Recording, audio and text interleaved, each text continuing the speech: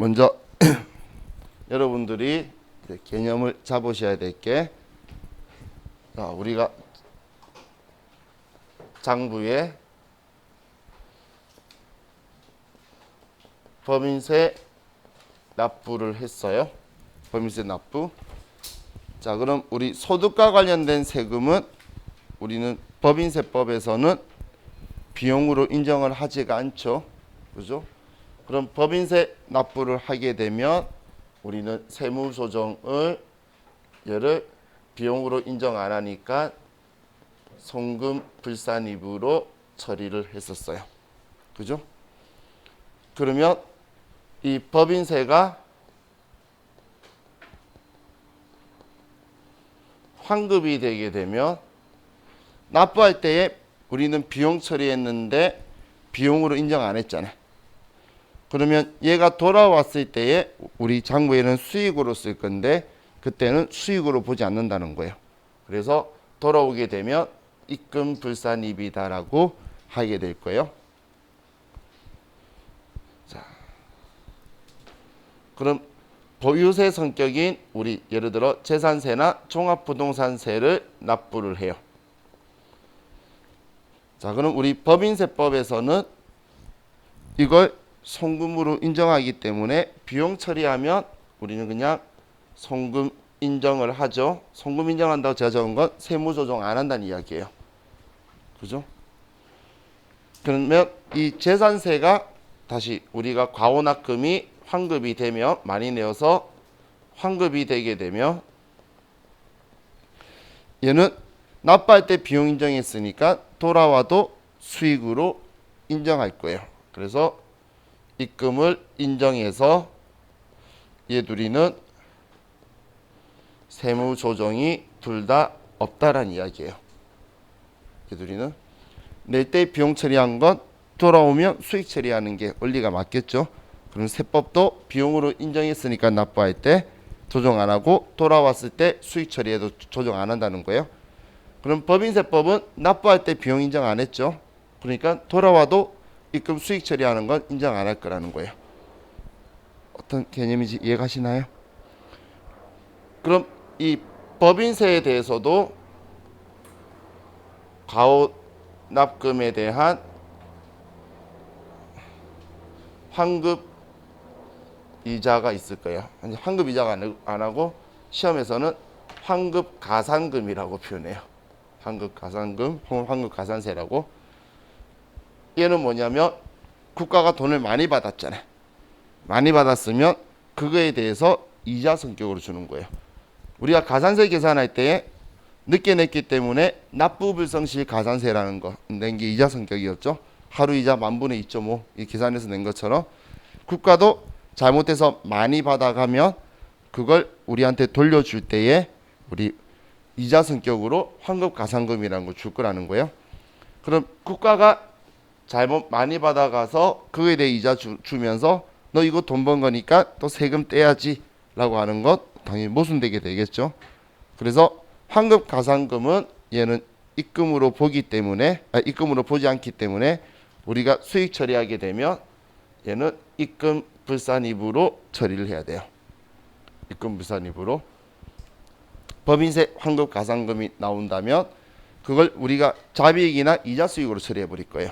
회계 처리에 문제에서. 그럼 얘는 국가가 잘못해가지고 많이 받아가서 이자 준 거니까 세금 부과하면 안 돼. 그래서 입금으로 보지 않는다라고 처리를 해야 된다는 거예요. 자, 그럼 재산세 납부해가지고 과호납금에 대한 환급 가산금이 들어오게 되면 자, 지금 얘하고 지금 아래 있는 얘하고 두 개가 성격이 틀리나요? 같은 거죠. 국가가 많이 받아서 그거에 대해서 잘못한 이자 성격으로 주는 거잖아요. 그렇기 때문에 얘도 똑같이 입금 불산입으로 처리를 할 거라는 거예요. 얘도 입금 불산입으로 처리를 할 거예요. 자, 그럼 시험에서는 하나 따로따로 나오는 게 아니라 얘 둘이 세트로 나올 거예요. 그러면 법인세와 법인세 환급 가산금 나오면 법인세도 입금불산입 처리해야 되고 환급 가산금도 입금불산입 처리해야 돼요. 그런데 재산세가 환급되고 재산세 환급 가산금도 들어오면 재산세 환급액은 세무조정을 안 하고 환급 가산금만 세무조정해야 된다는 거예요. 무슨 말인지 이해가시나요? 이렇게 두 개가 같이 세트로 우리가 받아서 한 방에 이자 수익이나 자비익으로 뭔가를 수익 처리를 해버릴 거라는 거예요. 그러면 얘는 지금 환급 가산금은 그냥 무조건 입금불산입이다라고 생각하시고, 그러면 이 두 개를 분리시켜 생각하셔야 돼요. 법인세는 입금불산입, 우리 재산세나 자동차세나 종합부동산세 이런 게 돌아오게 되면 얘는 입금으로 보기 때문에 세무조정을 하지 않는다. 그럼 우리 소득처분은 자, 얘 보면 차감조정이죠. 차감조정. 차감조정은 소득처분이 두 개밖에 없어요. 유보 아니면 기타. 여기에서 유보 냄새가 나나요? 나중에 서로 맞아지겠다, 타이밍의 차이 느낌 전혀 안 나죠? 제가 전에 이야기했잖아요. 여러분도 자기도 모르게 유보가 아니라는 걸 알겠다고. 지금이 그 시점인 거예요. 그럼 얘는 유보 아니면 기타겠죠. 소득처분은 다 기타로 처분을 할 거예요. 그럼 얘도 나중에 추인할 거 아니잖아요. 얘도 당연히 기타겠죠. 뭐 법인세는 납부할 때는 기타 사회 유출인 거고, 그죠? 자, 먼저 이 세금에 대해서 하나를 기억하시고, 자, 또 설명을 드릴게요. 지워도 되겠죠?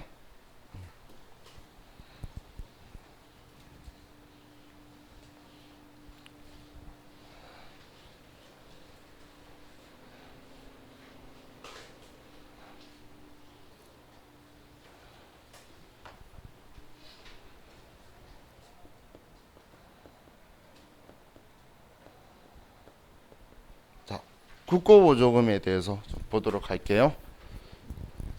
자, 우리 회계에서는 국고보조금을 뭘로 보죠?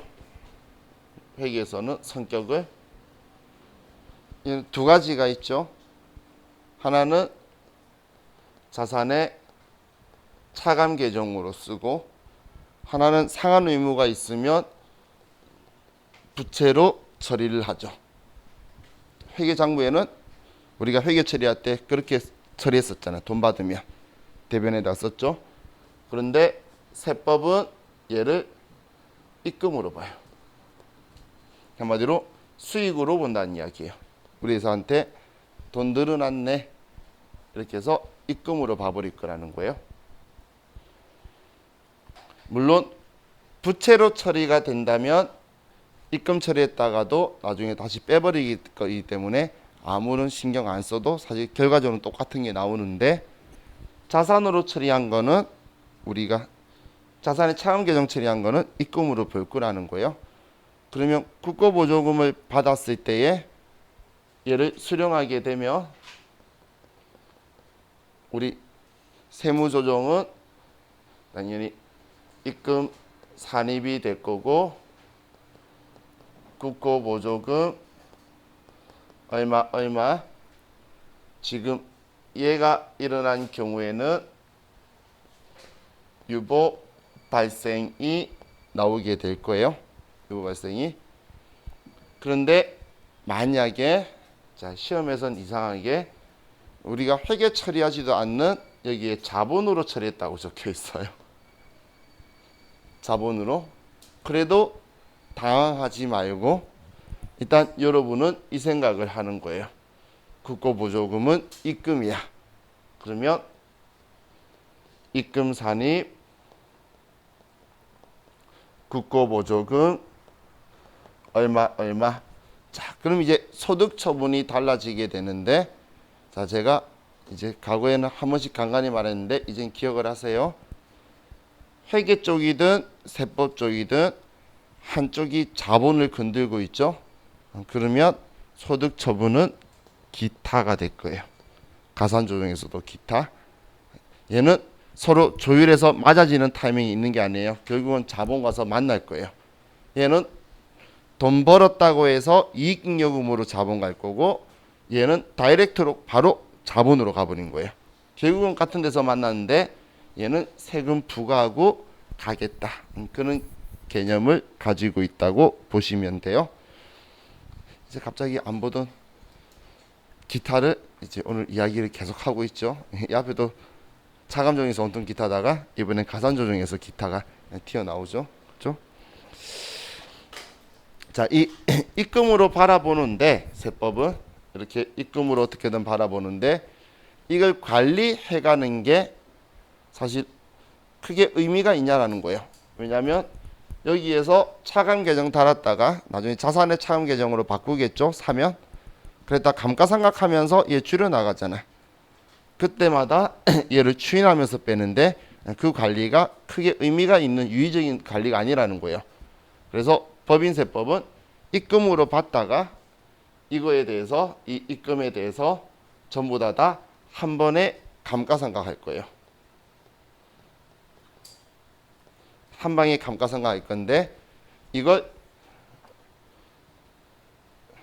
한 번에 상각을 할 건데, 이걸 일시상각이라 그래요.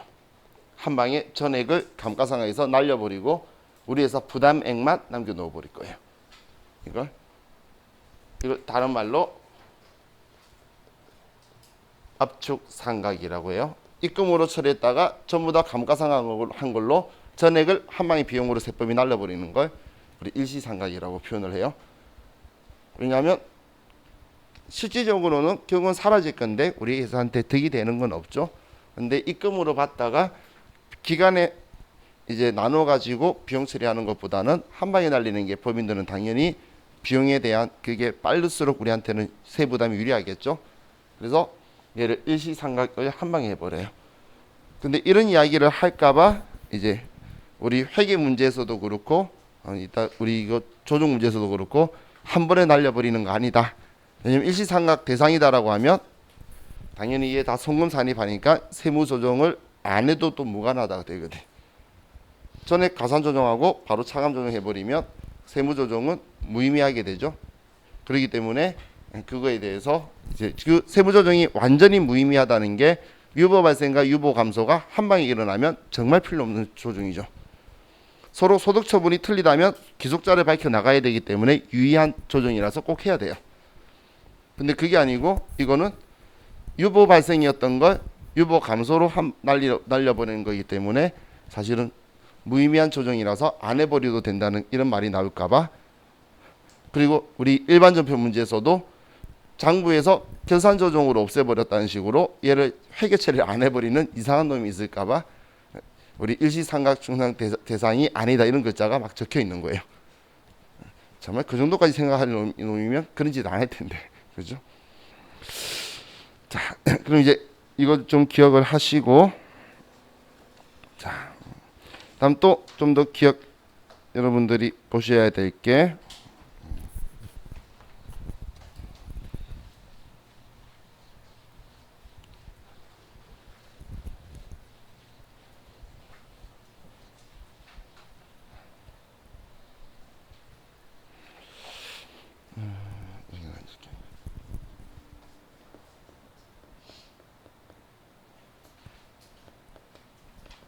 자, 유가증권의 평가예요.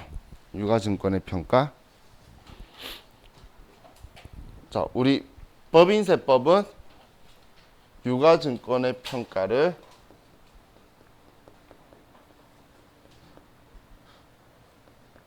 인정하지 않아요.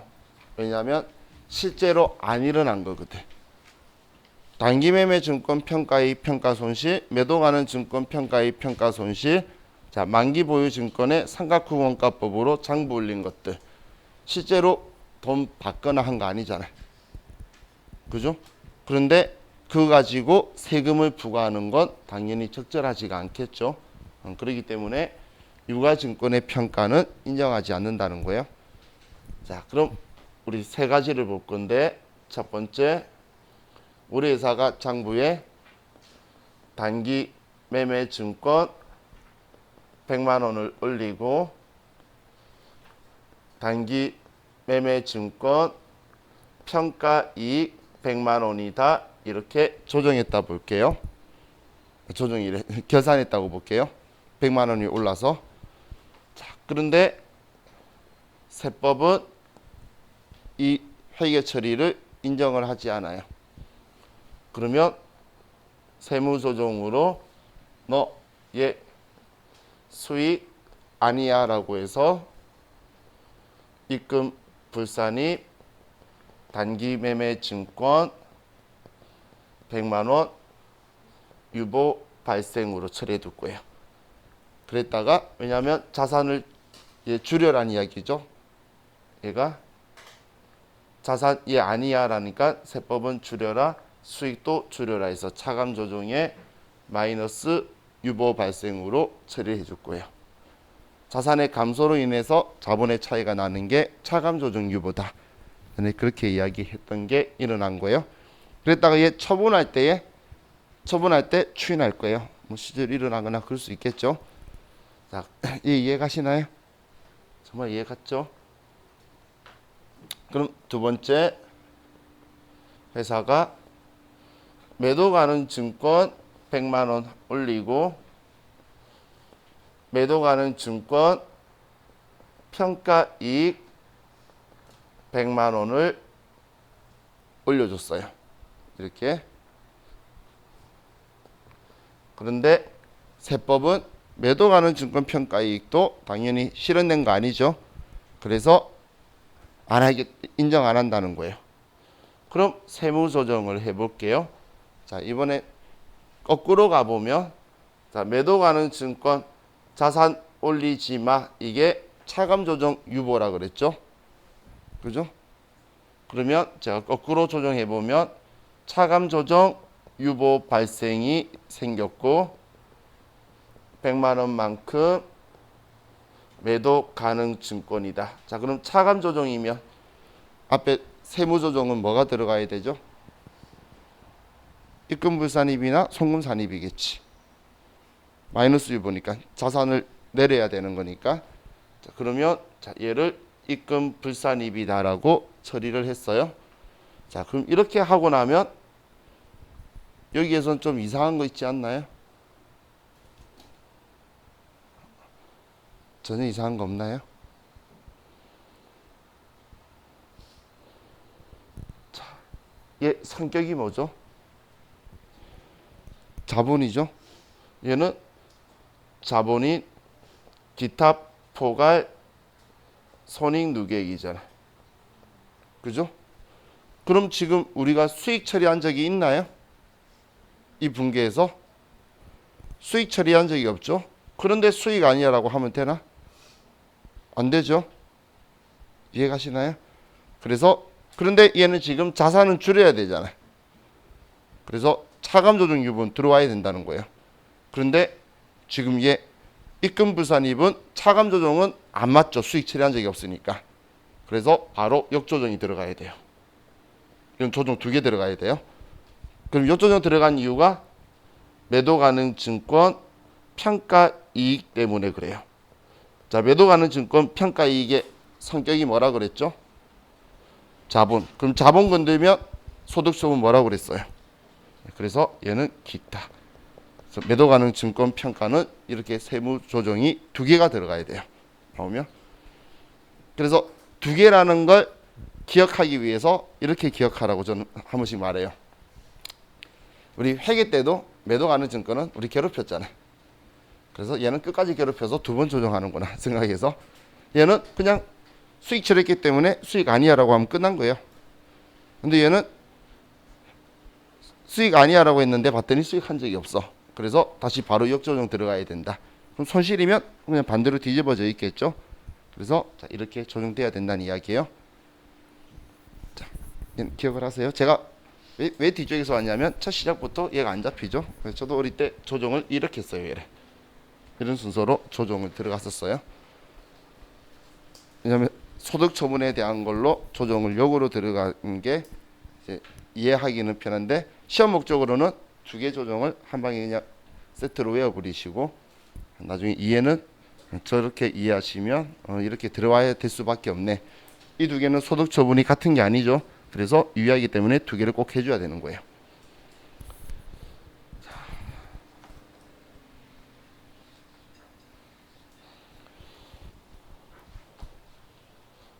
자, 세 번째. 자, 우리 회사가 만기 보유 증권을 보유하고 있는데 이 만기 보유 증권에 이제 이자를 받았다라고 볼게요. 그럼 이자를 받게 되면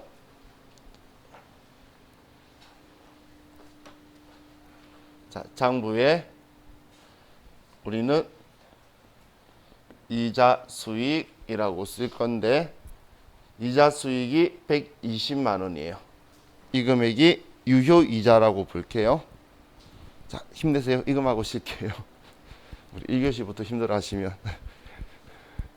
자, 그럼 120만 원이에요.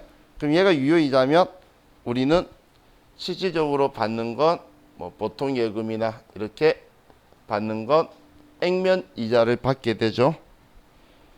그러면 차이 나는 이 20만 원, 발행자 입장에서 상각액이라고 말하는 이 상각액은 계정하면 뭐라고 쓰죠? 만기 보유 증권이라고 쓰죠. 자, 우리 회계를 위해서 이 분계는 할 수 있어야지. 그래서 전에 적어줬잖아요. 유효이자, 액면이자, 상각액 쓴다고.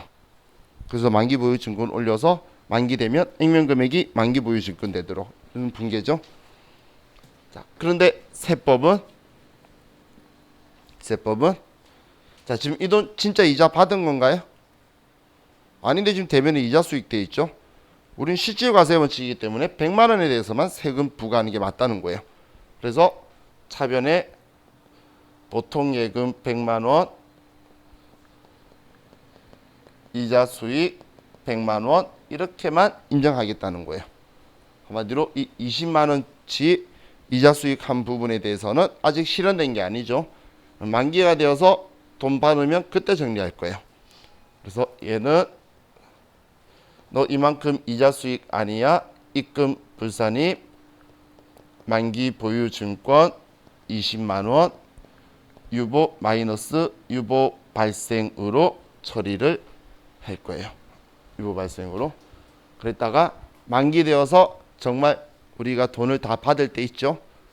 그때 액면 금액 받을 때 그때 다 추인해 줄 거예요. 그럼 정말 유가증권의 평가는 전부 다 인정을 안 하죠.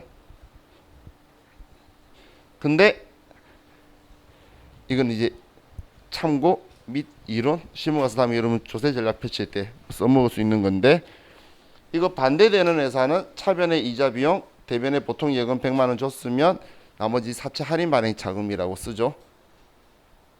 반대되는 발행자의 입장이 분계. 그죠? 자, 우리 이론 시험에도 이 이야기가 한 번씩 나오는데 그때 그럼 사채 할인 발행 자금만큼 이자 비용 되어 있잖아. 그럼 그것도 취소하느냐? 그게 아니라는 거예요. 이자 비용은 인정을 해요. 이 반대인 회사가 이자 비용 처리한 거 있죠? 어떤 분이 이야기하는지 아시죠? 얘 반대. 차변의 이자 비용 120, 대변의 보통 예금 100, 20만 원은 사채 할인 발행 자금 처리한 그 사채 할인 발행 자금 처리한 이자 비용이 있죠. 그거는 송금으로 인정한다는 거예요. 그래서 조정이 없어요. 그런데 얘는 안 받았다고 세금 부과 안 하죠. 그죠? 그래서 얘 둘이는 다르다는 이야기예요. 자, 이론의 그 멘트가 보기 신문으로 나온 적이 있어요. 그리고 실무적으로도 이것 때문에 자기 두 회사가 아는 맞기업끼리 그 재비용보다 훨씬 더 효익이 크다 그러면 발행하는 재비용보다 효익이 크면 서로 맞발행해 버리면 돼요.